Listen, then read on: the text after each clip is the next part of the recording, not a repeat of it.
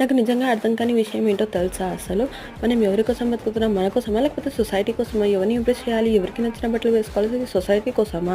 ఒక్కసారి నిన్ను నువ్వు క్వెషన్ చేసుకో. ఒకరి ఒపీనియన్ మీద బతుకుతున్నావు. ఇందులో నీ ఇష్టం ఏముంది?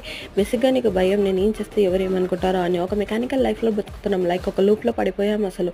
లైఫ్ అంటే ఏంటో మర్చిపోయాం. లైఫ్ అంటే కేవలం బ్రతకడమే కాదు. అందులో మనం కూడా బతకాలి. I think you got my point. ఒకటి చెప్తా బాగా గుర్తుపెట్టుకో. నువ్వు చేసే పనిలో 100 రూపీస్ వచ్చినా నీకు ఒక సాటిస్ఫాక్షన్ వస్తుంది. అదే ఇష్టం లేని పనులు ల్యాక్ ఆఫ్ సాలరీ వచ్చినా నీకు అసలు సాటిస్ఫాక్షనే ఉండదు.